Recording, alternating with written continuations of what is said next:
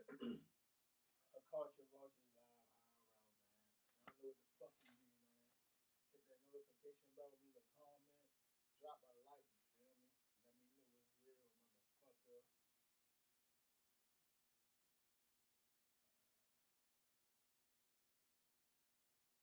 Without further ado, let's get into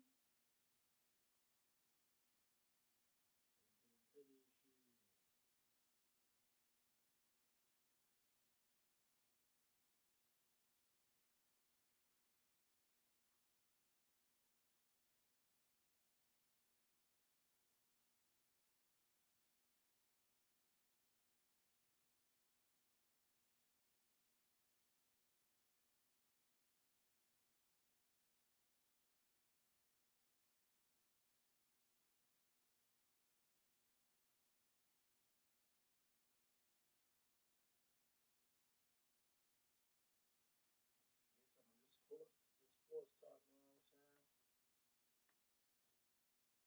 Have it listen, you type it in, and then you go digging.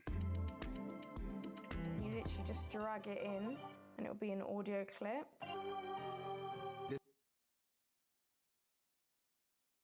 To spin on in the new year. 8 coaching vacancies, as Tommy Tran mentioned, in the first week of 2026. Mike McDaniel, the latest. Did you have the Dolphins joining this group? The Dolphins have fired head coach Mike McDaniel, who's been in charge of Miami for the past 4 years. However, he failed to make the playoffs in each of the past 2 seasons. The Dolphins currently have the longest postseason win drought in the NFL, dating back to 2000.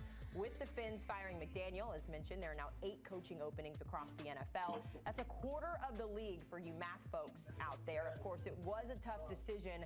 At least that's what Dolphins owner Stephen Ross has said. He released a statement that reads in part, quote, "After careful evaluation and extensive discussion since the season ended, I have made the decision that our organization is in need of comprehensive change. I informed Mike McDaniel this morning that he has been relieved of his duties as head coach. I love Mike, and I want to thank him for his hard work, commitment, and energy he brought to our organization. Mike is an incredibly creative football mind whose passion for the game and his players was evident every day. I wish him and his family the best moving forward."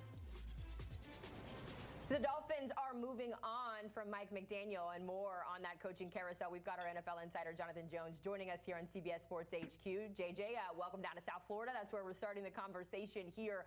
I'll use the word shocking, not in the sense that Mike McDaniel has had a stellar career and this comes as a shock, but maybe surprising given his comments earlier in the week, the organization kind of saying, we're going to stick with Mike. Let's start with the Dolphins side of this. How does Miami move forward now, needing a head coach, a quarterback, and a GM?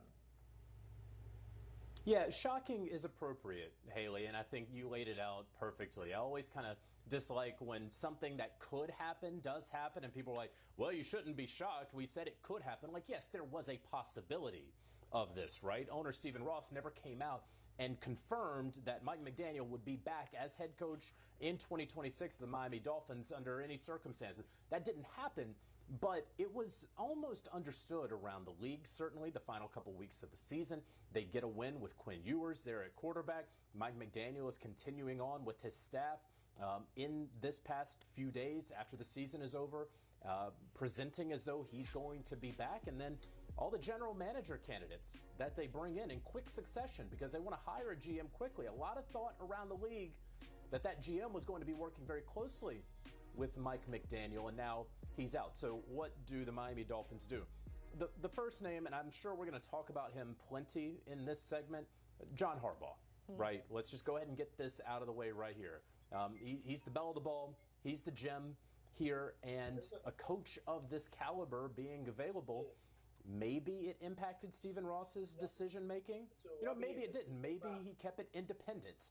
But when you know that someone like that is out there, it has to play into your mind in some way. What will the Miami Dolphins do? Typically, teams, when you have a coach from one side of the football, you go the opposite. That's sort of been the theme across the NFL over the years. So we know they had Brian Flores, a defensive guy. Then they go to Mike McDaniel. Brian Flores, very fiery, very passionate, big macho guy, right? Really tough on Tua.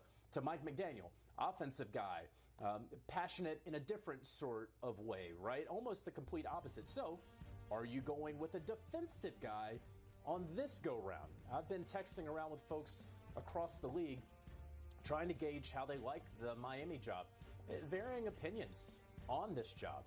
A lot of resources there with the Dolphins, no state income tax. That always helps you attract free agents, being, of course, in South Florida. I don't have to tell you about that, Haley, but there are also some drawbacks. Who's going to be the quarterback, right? There's $50+ million you have tied up into a Tagovailoa. Other roster issues. So we'll see as they start to put in names there in Miami who they ultimately will land on. And you didn't even mention the traffic on 95 or some of the other issues that we deal with down here in South Florida that coach will have to pay attention to going forward.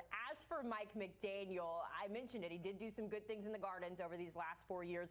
At the very least, he earned an extension, so clearly the Dolphins thought highly enough of him. Are you thinking more head coach for Mike? Is this a really great offensive coordinator here? What are sources telling you about Mike McDaniel's future? What if you can create your own website by saying, this is what I want? With Wix, you can.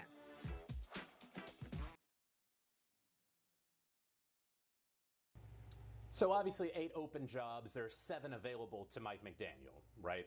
And so you look around and where could he wind up? One of the things that has been repeated to me, that has been repeated across the league, that we have been talking about so much here on CBS Sports HQ is that this isn't the strongest coaching pool that we have ever seen. Certainly not as strong, at least perception-wise, as last year. So who's going to fill all of these jobs, right? Eventually, at the end of this, there will be 8 new head coaches and potentially more, depending on the outcomes of this weekend's games. And so someone has to fill them. And Mike McDaniel, I've talked with a couple of teams where they are absolutely very strongly considering and intend to interview him, or at least request to interview him if he will accept their request. So we'll see how he does in those interviews. He's highly thought of as an offensive mind, of course. One would think if he wants to keep coaching, if he wins those interviews, he could be a head coach. If he wants to keep coaching and those interviews don't make sense for whatever reason or reasons, that he could be an offensive coordinator at a number of places. Let's just say that maybe the job's available to him. He doesn't want to go there. He doesn't see a great future as the head coach of a team for whatever may be out there. And so there are some offensive coordinator positions that you say, oh, that could be really successful. In Washington, they don't have an OC. Well, how about Jaden Daniels and Mike McDaniel? And he would be joining forces again with Dan Quinn. What about with the Detroit Lions? Just firing offensive coordinator Johnny Morton, pairing with Dan Campbell, keeping some elements of that old McVay sort of offense and all those things. Could that be a possibility? Ultimately, I would say that Mike McDaniel would probably be, if he is not a top head coaching candidate for any number of teams, he would certainly be a top offensive coordinator candidate for a number of teams. If nothing else, he is the candidate with the most drip. I personally am going to miss the capris and the sunglasses. It's not cold enough. Mike McDaniel down here in South Florida. If we talk about the guy who was before him, you mentioned it earlier, Brian Flores has become one of the hottest coaching candidates on the market after that Vikings defense has just gone to new heights. We know he's in line to interview for that open Baltimore job. What's the latest surrounding Flores and even the Ravens when it comes to their head coach?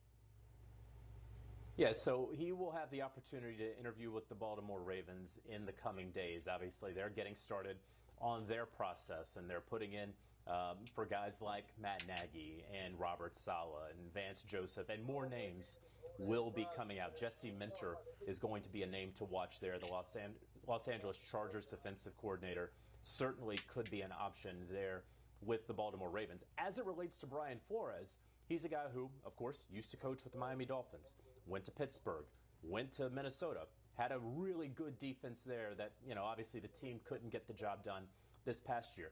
His contract is up in Minnesota, and so it's possible that he doesn't return to the Vikings even if he doesn't get a head coaching job. If he remains a defensive coordinator, a lot of people are looking at him potentially with the Dallas Cowboys. I think you can keep looking around, and he would be one of the hottest defensive coordinator candidates. Yeah, he could be a hot defensive coordinator candidate at a number of places, right? And so you look at the Washington Commanders, for example. But he will have a shot with Baltimore. You talk about someone who is a leader of men. You talk about somebody who demands respect and commands respect and authority, someone who has been effusive in his praise of the quarterback, Lamar Jackson. And I don't think there's any question that Lamar Jackson will figure heavily into the next head coach in this search process for the Baltimore Ravens, because they have essentially chosen Lamar. Baltimore has. And so you better find the coach and find the coach with the plan that fits Lamar best. And so in this interview process, it will be very, very important for Brian Flores to talk about what he has learned on how he coaches the quarterback position, certainly after the years in Miami with Tua. Yeah, a very, very big distinction there, because the Tua-Brian Flores situation caught a lot of attention across the league there. So a great point from you, JJ.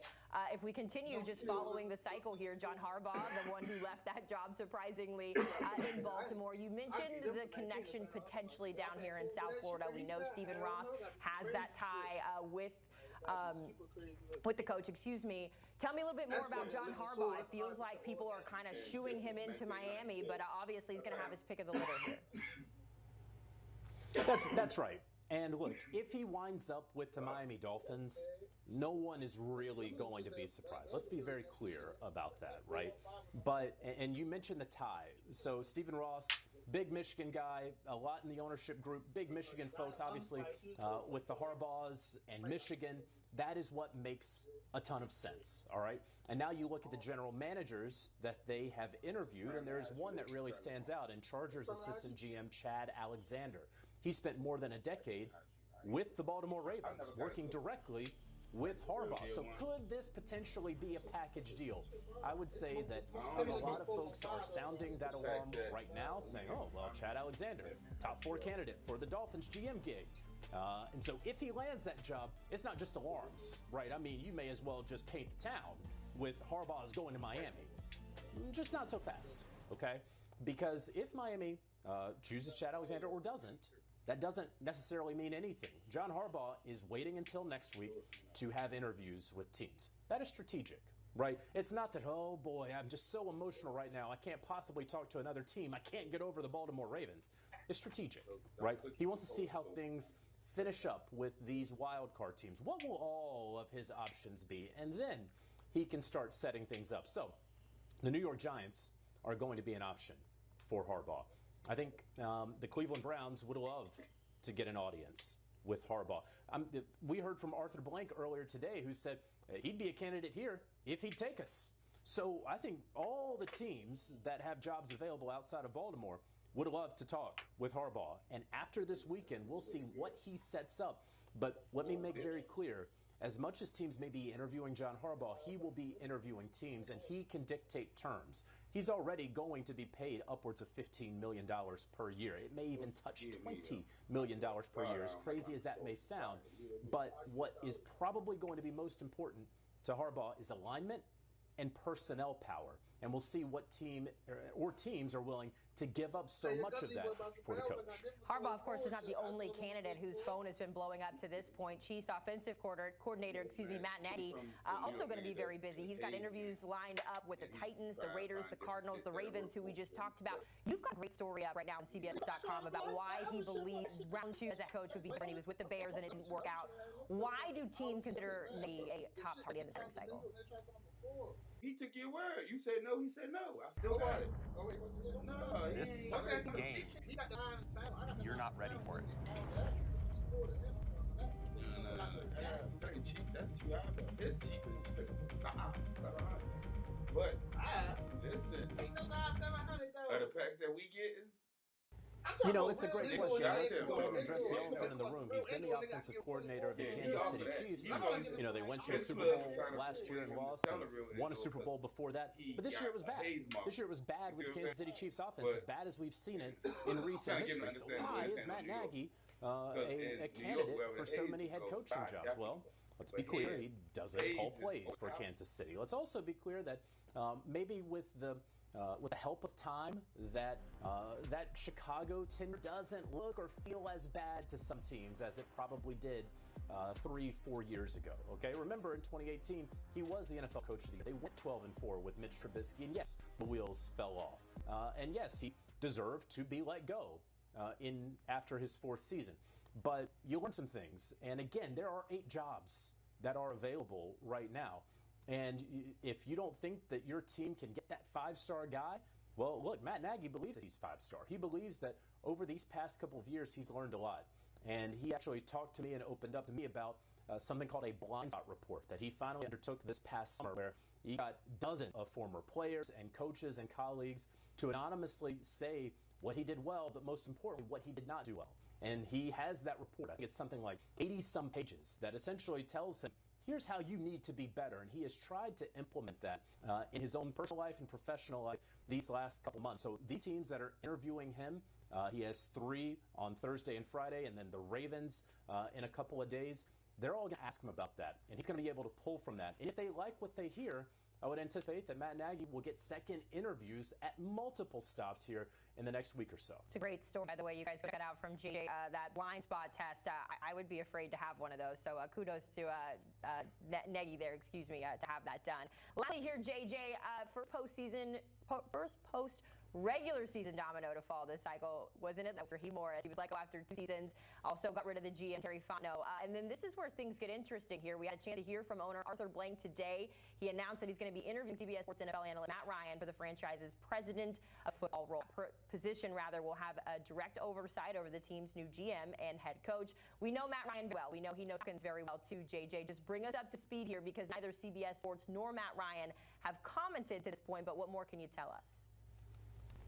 Obviously, Arthur Blank speaking very publicly today. If you had internet connection, you could see it and hear what he had to say. Obviously, he thinks very high of Matt Ryan, right? Being the franchise leader there for a decade and a half and knowing football as well as he does. I think I can speak personally, having worked with Matt, a fantastic person, fantastic human, family man. He's the guy that you want in any organization, no matter what that organization is. And so there is a new job that has been created here in Atlanta, president of football. Now, across the NFL, there are a number of new organizational structures. It's not just the traditional general manager and head coach anymore.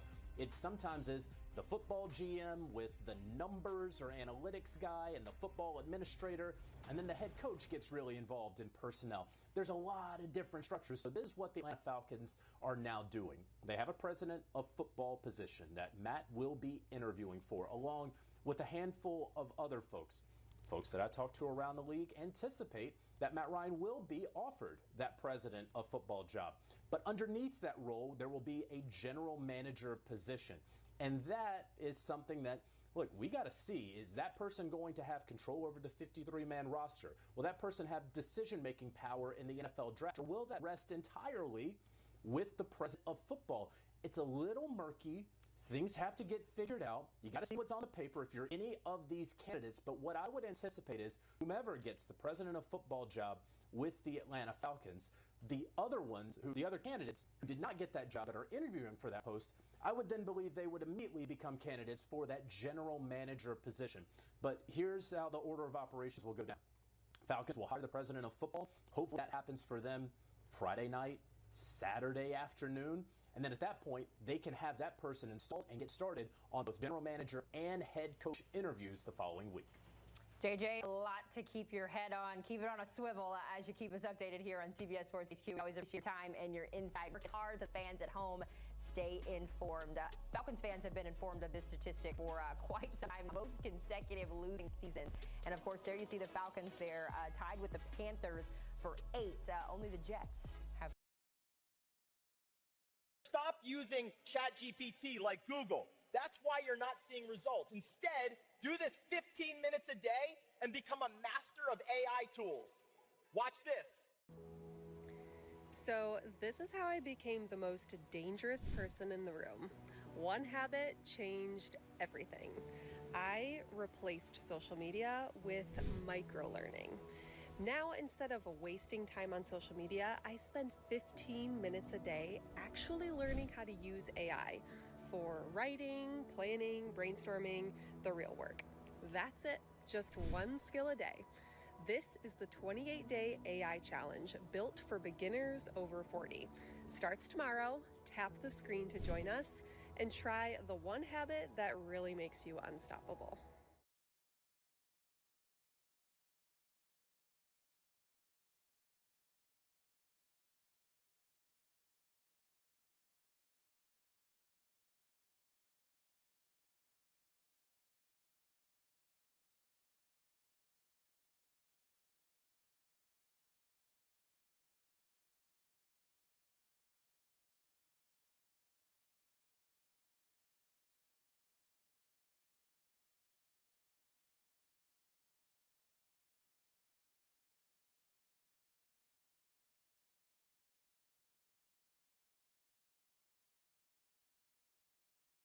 Would you be happy if you stayed where you are in life and job forever? If the answer is yes, then this video is not for you. But if you want to finally achieve the time, location, and financial freedom you know you deserve, then this new career may be the answer to all your prayers. Because what I'm about to reveal to you is unlike anything you've ever seen before. It's flexible with hours and location. You don't need a degree. And here's the craziest part. You can earn while you learn and still have enough time to juggle your current job, responsibilities, and even family. So here's what I'm talking about. I'm David Bragg, founder of Front End Simplified. We help people like you land tech jobs guaranteed without needing a degree or previous experience. The tech industry is already one of the biggest ones in the world, yet it's still expanding by 20% year over year. And global companies with the budget to pay high salaries are desperate right now to find talent. Why, you may ask? The reason is simple. With more and more apps being developed and everything going online, these companies need people to build and support their new features and softwares. And the problem? There's just not enough people out there to pull from. Probably because they think coding is too hard, they think it takes too long to learn, or maybe they don't even know this career exists. That's why this is such an amazing opportunity. Front-end development is the easiest part of coding to learn, yet the average salary is $113,571 per year, and that does not include bonuses. And because of this difference in supply and demand, it's also the easiest field in tech to break into. After all, you don't need previous experience or a college degree to get hired,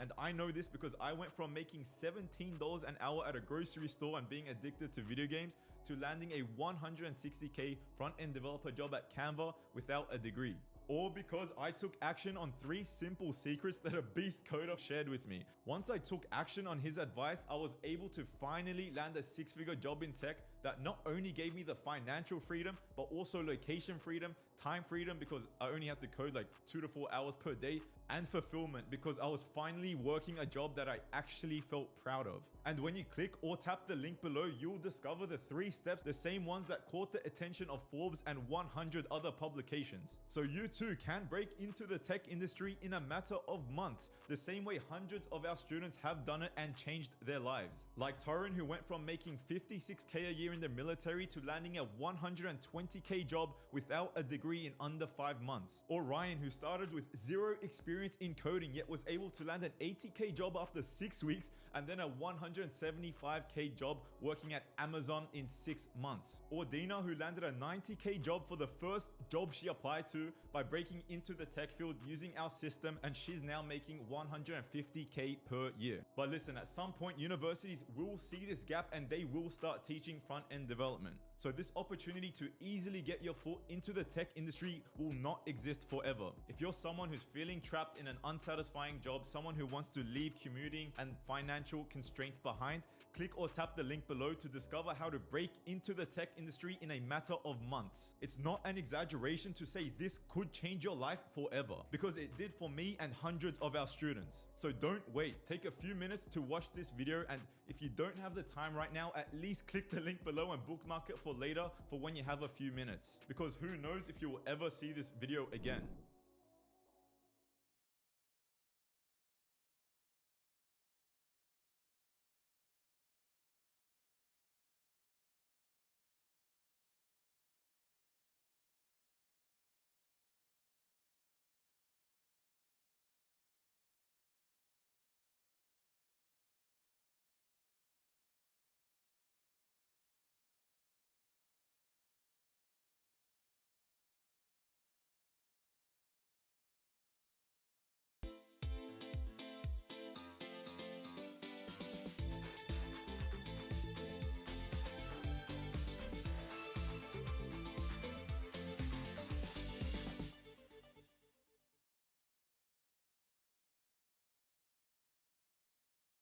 No. Cold pizza. No. Eggo waffles? Yes! You both said yes to something.